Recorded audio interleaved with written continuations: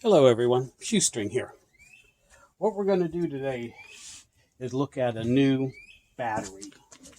This battery is a budget battery. As you know, I like to show you these inexpensive budget batteries. And this one, let me get it opened up for you real quick first. Right, we'll do that.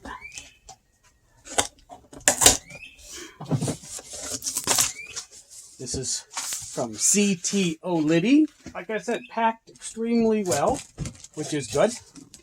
We have,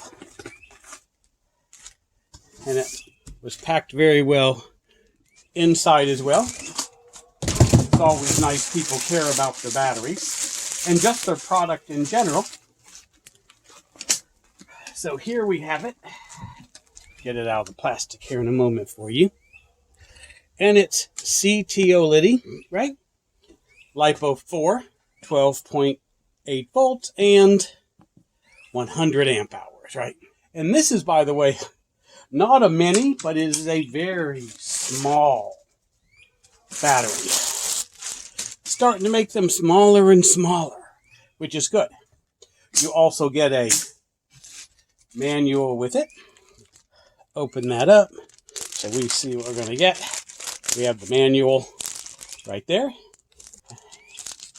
And it says the model is CT100-12, which kind of makes sense. It's a 100 amp hour and a nominal 12 volt battery. We have some little certificate of quality, okay? And of course the bolts that go with the battery, which we're going to use. As usual, I'm going to take this down to lab and test it.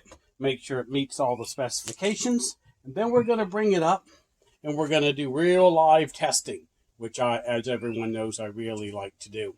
And we'll talk about all of the capabilities it has. One of the things that's interesting is what a low price it has.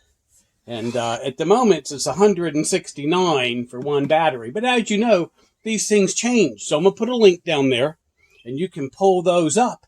And they even at the moment have deals on packages. Cheaper if you get 2 batteries, 3 batteries, or 4. Of course, these can be easily parallel or series up to 4, which will give you about 4,000 cycles.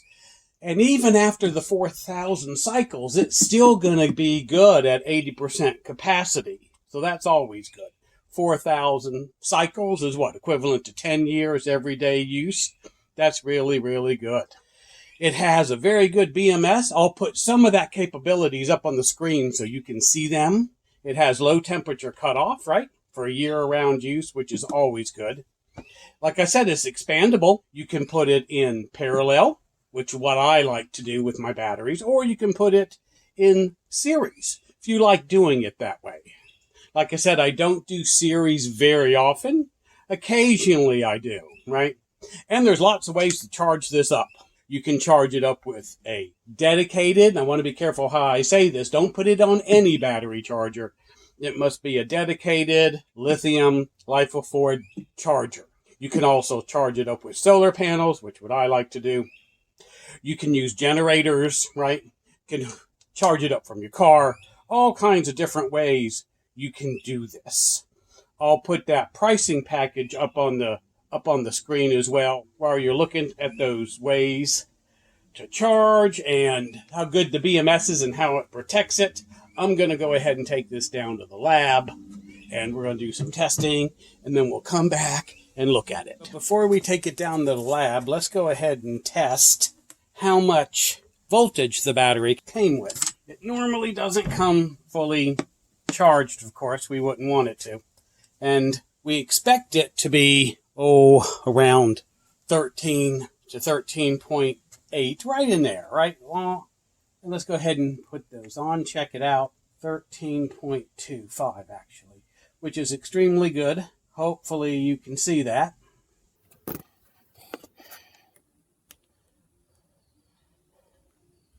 $13.2 is where it's going to end up stopping at. So that's extremely good. That's where we want it to do. We'll take it to the lab, do our capacity test and our discharge test with all our lab equipment. Then, of course, we're going to bring it up here like I always like to do, and we're going to do some real live testing. See you guys then. All right, we are back. Brought the battery back up. It did really well. It tested out at pretty good numbers. It did pass the capacity and the discharge test. But what we're going to do now, we're going to charge it back up. We are going to use our LiFePO4 battery charger and get this thing charged all up. And then we're going to start our testing. First thing we want to do is make sure it will charge back up, right? And everything works well. Just because things work well in the lab, by the way, does not mean it will in real life. Make sure it's just a little bit more than finger tight. We don't want these to slip out. Want them to stay with the battery. And then we're going to plug it in. As you can see, the battery, hopefully the battery charger is coming on. Right? 13.4. We'll see how long it takes it to charge up. Like I said, this is a LiFePO4 battery charger. And this is a 40 amp. So it won't take several hours to charge it up. Okay? So we're going to let that charge up. And then we'll be back in a moment. And we'll look at doing some of our testing, which is really the fun part here, right? This is really what we want to do. All right, so I wanted to do a quick look at the manual while the battery is still charging. Okay? Because I know folks like to look at these. And this is actually a pretty good one. Has the standard precautions everyone expects to see. And tells you what comes in the box. And that exactly what came in the box. Manual, screws, and the battery itself, of course. Specifications. Lots of people like to look at the specifications when they're looking at a battery to select. So I wanted to show you this one. It'll tell you exactly what you're looking at, what you can expect to see, rated charge, max current, and discharge current. All the stuff standards. Right here is the weight and the size. See if it'll work well for you, right? And the life cycles. A lot of the stuff I told you already, but folks like to see it. So I want to let you see it. All right. Battery connection mode. We talked about that a little. Different types of connections, how to do series and parallel. If I get another one of these batteries, I'll go ahead and show you how to do them in parallel or a series. I know I've done it before, but lots of people ask. Okay, there's the manual. Battery still charging. When it's done, we will start our real-world testing. I am back here, and we have our battery recharged. And now we've let it settle. It is settled to 13.5, and we are begin our test. We're going to be using a older 500-watt pure sine wave inverter, just a small, inexpensive one. Alligator clip to the battery, and we're going to be using 2 older fans. Okay, I have this one up here, just a regular fan. Oh, right down there. That is a little black fan, an older shop fan, just something you'd pick up at Walmart. Inverter right there, right? 500 watt, just a small, inexpensive one. And we're going to have it connected to a kilowatt meter to see how we're doing. Now, we're going to try to run this at right around 100 watts when I turn both fans on. And it should run between 10 and 12. Now, if you do the math, it comes out to 12, of course. There's going to be energy loss between the battery and the inverter. And we're using fans. I like using fans because they're used in real situations and they have motors. These are not very expensive fans, so the motors will change how much watts they're taking as it's running. So 10 and 12, because of that, I will consider that a successful test. Right now, our watt meter is on 0. So now we're going to start turning the fans on. Right, we're going to put on the small one first. Right up there where you can see it. All right, it is on. I put it at the number 3, the highest level. Show you that real quick. At the highest level. And our watt meter says 53, 54, right in there. So now we're going to put the other fan on. It's now on. You can hear the inverter coming on. Let's see what our watts are.